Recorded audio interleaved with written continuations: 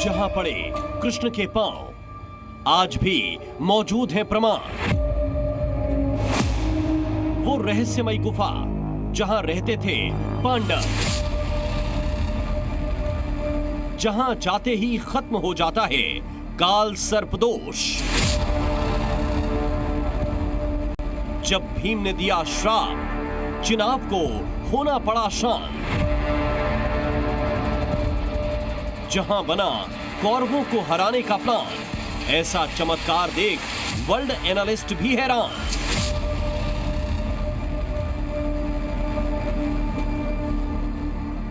यही था पांडवों का ठिकाना, हकीकत है या फसाना?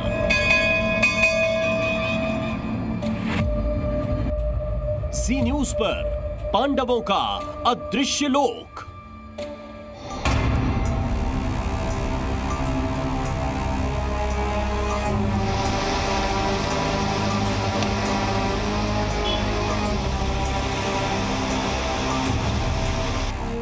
पांच 5155 साल पुराना अद्भुत इतिहास, जहां बीता पांडवों का अज्ञातवास।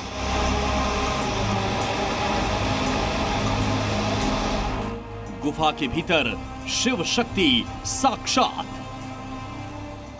जम्मू से करीब 28 किलोमीटर दूर एक ऐसा रहस्य लोक जो पांडव गुफा के नाम से जाना जाता है। ऊंची पहाड़ी और चिनाब नदी के किनारे स्थित इस गुफा से जुड़ी कई अद्भुत और रहस्यमयी कहानियां हैं जो बेहद हैरान करती हैं। महाभारत काल में कौरवों और पांडवों के बीच में हुए युद्ध के बारे में तो आप सब जानते हैं, पर उसके साथ जुड़ी कई सारी ऐसी रहस्यमयी और रोमांचित कहानियां हैं जो आपको जाननी बहुत ज़्यादा ज़रूरी है। ऐसी एक कहानी के बारे में आज हम आपको बताएंगे। जम्मू से 28 किलोमीटर दूर अखनूर में स्थित है पांडव मंदिर। बताया जाता है कि 12 साल के वनवास काटने के बाद 1 साल का जो अज्ञातवास पांडवों को और पांचाली द्रौपदी को काटना था, वो काटने के लिए वो अखनूर के इसी पांडव मंदिर में आए थे। और क्या है इस पूरे पांडव मंदिर की यहाँ पर रहस्य? इस गुफा का इतिहास पौराणिक मान्यताओं के मुताबिक लगभग 5155 साल पुराना है। कहा जाता है कि अपने अज्ञातवास के 1 साल के दौरान पांडवों ने इस गुफा को अपना निवास स्थान बनाया था। यहाँ पांडव अपना नाम और वेश बदलकर गुप्त रूप से रहते थे।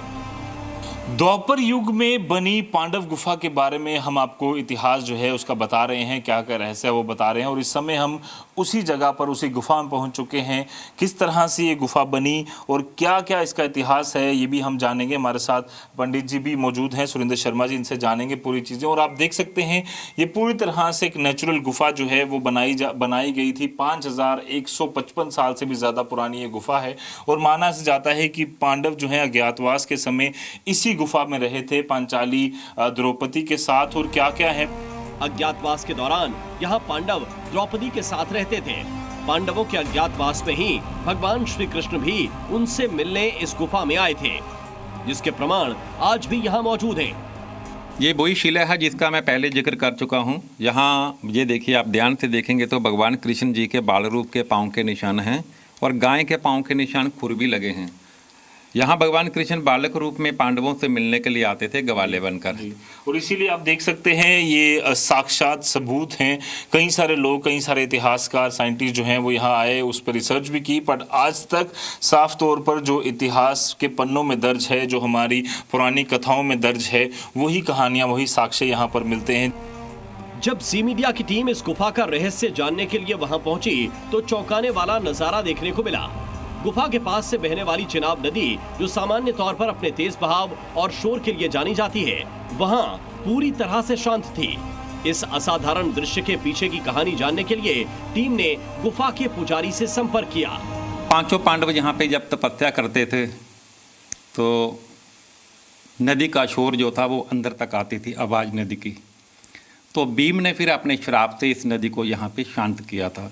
जैसे 500 मीटर यहाँ पे आगे की तरफ, 500 मीटर नीचे की तरफ कोई भी नदी की आपको आवाज़ नहीं आएगी, क्योंकि ये स्थान था पांचों पांडवों का।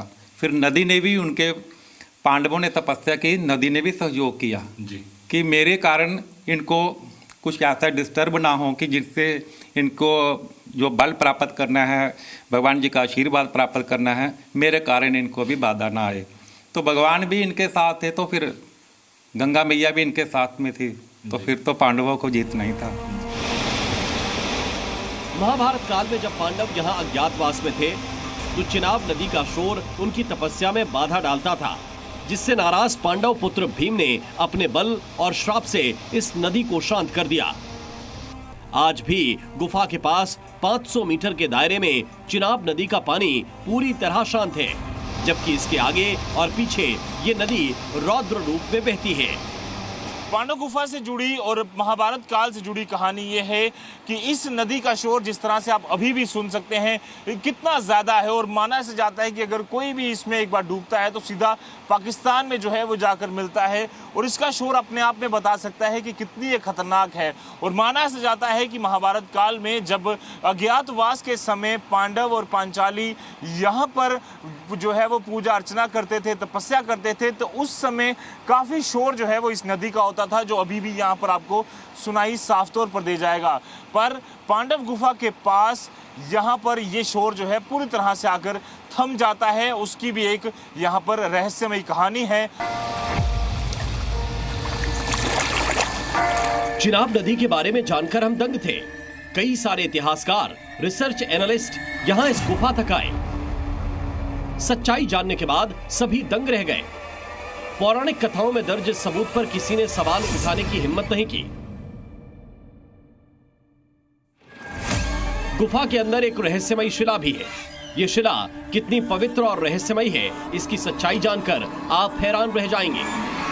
बाहर एक जगह स्थान था, वो बरगद का पेड़ था, हजारों साल पुराना। उसी के तने के साथ में ये पत्थर जो था वो होता था। तो 92 में 1992 में जब बाढ़ आई तो वो बरगद का पेड़ बह गया। फिर बाद में पत्थर को उठाकर फिर हम अंदर स्थापित किए। बिल्कुल जी, यहाँ पर लेकर आए और उसके बाद यहाँ पर साक्षात लोग दर्शन भी करते हैं कृष्ण भगवान के बाल स्वरूप के। यहाँ पर जो है यहाँ पर वो आते थे, यहाँ पर पांडवों से मिलते थे, और साफ तौर पर एक रणनीति जो है वो यहाँ पर तैयार होती थी कि किस तरह से अब अज्ञातवास के बाद महाभारत का जो युद्ध है वो लड़ा जाना है, किस तरह से उस युद्ध में जीत प्राप्ति हो। उसके लिए भी यहाँ पर पूजा अर्चना और तपस्या जो है सभी पांडवों ने यहाँ पर की। ये तो रही शिला की पौराणिक कथा। कलयुग में भी इस चमत्कारी शिला के प्रमाण देखने को मिले थे। दरअसल 1992 में इस इलाके में बाढ़ आई थी। उस वक्त हजारों साल पुराने बरगद के पेड़ के तने से ये शिला लिपटी थी।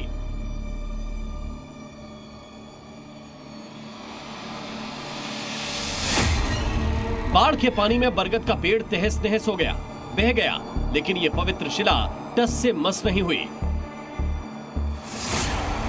बाद में इसे गुफा के अंदर पूरे विधि विधान से स्थापित किया गया। तब से लगातार श्रद्धालु भगवान श्री कृष्ण के पांव और उनकी गायों के पैरों के निशान वाली इस शिला की पूजा अर्चना करते आ रहे हैं।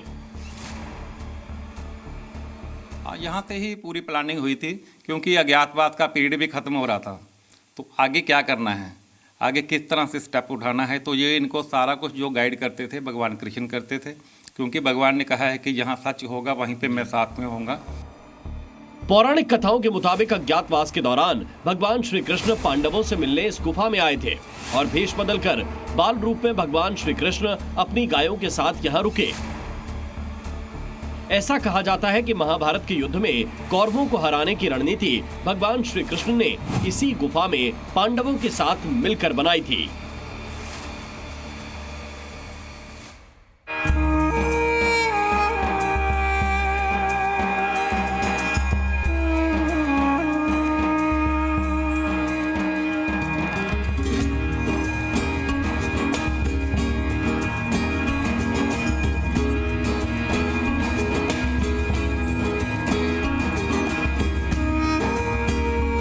हजारों साल पुरानी ये गुफा पांडवों की एक एक निशानी के पक्के और सच्चे सबूत समेटे हुए है। पांडवों की इस गुफा में करीब 5000 साल पुराना शिवलिंग मौजूद है।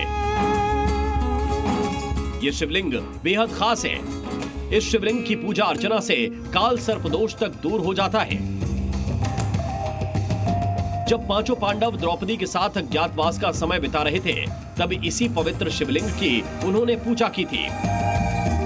मान्यता है कि भगवान शिव की पूजा से ही पांडवों को महाभारत में विजय मिली। हजारों साल पुराने इस मंदिर को, इस गुफा के दर्शन करने के लिए जो श्रद्धालु हैं यहाँ पहुँचते हैं और मान्यता ऐसी है कि किसी भी तरह की समस्या हो, काल सर्प योग हो या जो कई सारी ऐसी समस्याएं होती हैं, उसका भी निवारण जो है इस गुफा में यहाँ पर होता है। अब हम आपको दर्शन करवा रहे हैं यहाँ पर आप शंभु शिवलिंग के, जो कि शेषनाग भगवान के साथ यहाँ पर विराजमान हैं और यहाँ पर 5000 साल पुराने ये जो है माना जाता है कि आप शंभु है। पंडित जी इसके बारे में थोड़ा बताएं। हाँ, ये शिवलिंग द्वापर युग के हैं, 5155 साल 50 साल पुराने। इन्हीं की पांडवों ने यहाँ पे पूजा की थी, आराधना की थी, इन्हीं का ध्यान करते थे यहाँ पे। और यही शिवलिंग से भगवान जी ने पांडवों को युद्ध में विजय प्राप्ति का भी आशीर्वाद दिया था। और शिवलिंग के ऊपर जो है नाग, ये भी उतने ही पुराने हैं, इसलिए यहाँ पे काल सर्प योग की विशेषकर पूजाएं होती हैं। ये तो हजारों साल पुराना शिवलिंग हम बता चुके हैं, आप शंभु भी हैं। जे काफ़ी दूर दूर से संत महात्माओं ने यहाँ पे आकर तपस्या भी की है और उन्होंने भगवान जी के साक्षात्कार भी किए हैं। मेरे को तो यहाँ पे पंडित के तौर पे 20 साल हो गए, 19-20 साल, और मेरे को भी यहाँ पे काफ़ी अनुभव हुआ है। इस गुफा की शक्ति क्या है, कोई आकर ही पता चलता है। जो कोई ध्यान करने वाला होगा, मेडिटेशन करने वाला होगा, तो यहाँ आते ही वो उसके रंगोटे खड़े हो जाते हैं कि इस गुफा में क्या है। तो बहुत संत महात्माओं ने तपस्या की है।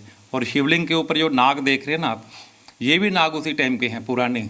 और जिनको भी काल सर्प योग होता है ना, नाग दोष, और विशेषकर पूरी विधि से यहीं पे पूजा होती है और यहीं से उनका निवारण होता है। इस गुफा में 5 पांडवों की मूर्तियां भी स्थापित हैं। युधिष्ठिर, भीम, अर्जुन, नकुल, सहदेव के साथ द्रौपदी की भी प्रतिमा इस गुफा में मौजूद है। दरअसल पांडवों ने इसी गुफा में महाभारत जीत की रणनीति बनाई थी। यहीं रुके, यहीं पर भगवान कृष्ण के साथ पांडवों की कई दौर की बैठकें हुई। महाभारत के युद्ध में कौरवों को कैसे पटकनी देनी है, ये सब कुछ इसी गुफा में तय किया गया। ये जो गुफा है, इसकी तस्वीरें साफ तौर पर अपने आप में बताती हैं कि पुरानी कथाओं के हिसाब से जो हम कहानियां सुनते थे, उसके साक्षात सबूत जो हैं वो हमें यहाँ पर मिलते हैं। और ये भी एक और रहस्यमय चीज़ हम आपको यहाँ पर दिखाने की कोशिश करेंगे। आप देख सकते हैं यहाँ पर इसी गुफा में यहाँ पर सभी पांडवों की जो मूर्तियाँ हैं उन्हें यहाँ पर स्थापित किया गया है। अर्जुन, युधिष्ठिर, द्रौपदी, इसके अलावा आपको बता दें कि सहदेव और भीम, सभी की, नकुल, उन सभी की मूर्तियाँ जो है यहाँ विराजमान की।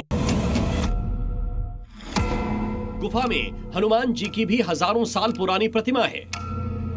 कहते हैं जिस मंदिर में शिव जी और हनुमान जी विराजमान होते हैं, उस मंदिर की महिमा और बढ़ जाती है। कहा जाता है कि हनुमान जी की यह मूर्ति स्वयं पांडव पुत्र भीम ने स्थापित की थी। भीम ने हनुमान जी की पूजा कर अपनी शक्ति और बल के लिए आशीर्वाद मांगे थे। मान्यता है कि हनुमान जी ने उन्हें साक्षात दर्शन देकर उन्हें सबसे बलशाली योद्धा होने का वरदान दिया।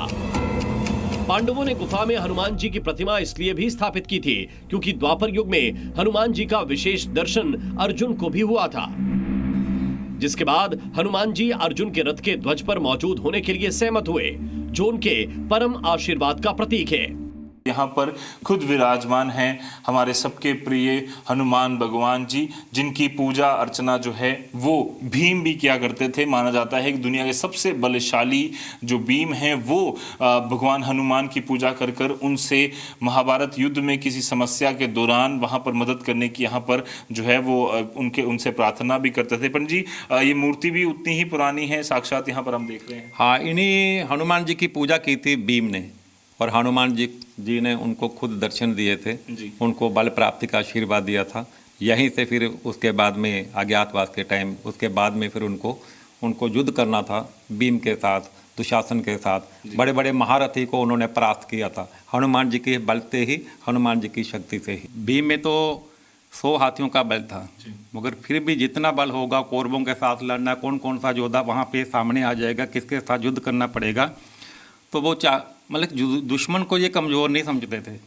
तो जितना इनके पास ये सोचते थे कि जितना बल हम इकट्ठा कर लें तो उतना ही हमारे फायदे के लिए होगा, ठीक होगा। तो हनुमान जी ने उनको साक्षात दर्शन यहीं पे दिए थे भीम को, और 5 पांडवों को भगवान शंकर जी ने यहीं से उनको आशीर्वाद दिया था कि आपके युद्ध में बिजी होगी। तो ये आशीर्वाद मिला था पांचों पांडवों को। इसी गुफा में अज्ञातवास बिताने के बाद पांडव द्रौपदी के साथ बाबा अमरनाथ के दर्शन के लिए निकल पड़े। आज भी श्रद्धालु इस गुफा में दर्शन के लिए आते हैं। पांडवों के स्थापित शिवलिंग, हनुमान जी और भगवान अमरनाथ की पूजा अर्चना कर अपनी मनोकामनाएं पूरी होने का आशीर्वाद मांगते हैं।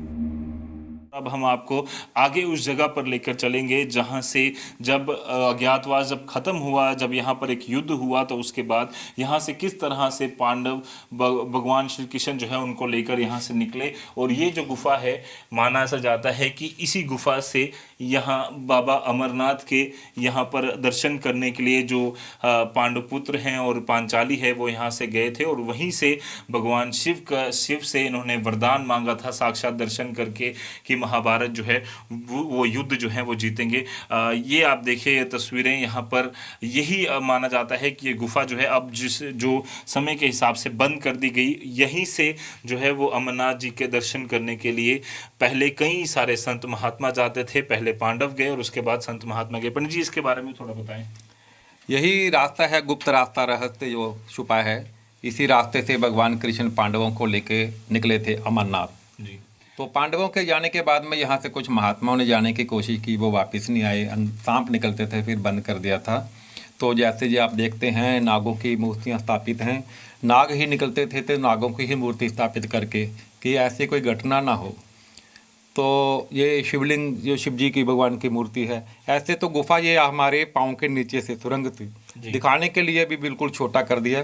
कुछ लोग ऐसे हट के कारण कहते हैं कि हम जा सकते हैं, तो ऐसी कोई अनहोनी घटना होगी तो फिर प्रशासन ने इसको बंद करवा दिया जी। इसलिए आप देखिए इसकी जो गुफा की जो बनावट है पूरी तरह से इस तरह से है कि आप जब भी दर्शन करने यहाँ पर पहुँचे तो आप गुफा से यहाँ से निकलते हैं, और इसी तरह से ये नेचुरल गुफा जो है जब बनी, तो अब पिछले 5000 सालों से यहाँ पर लोग जो है वो दर्शन करने उसके बाद अभी भी आते हैं। और अब माना ऐसा जाता है कि कोई भी शख्स इस गुफा में आकर यहाँ पर भगवान शिव के, सभी पांडवों के और इस गुफा के जो दर्शन करता है, उसकी हर एक मनोकामना जो है वो यहाँ पर पूर्ण होती है, पूरी होती है।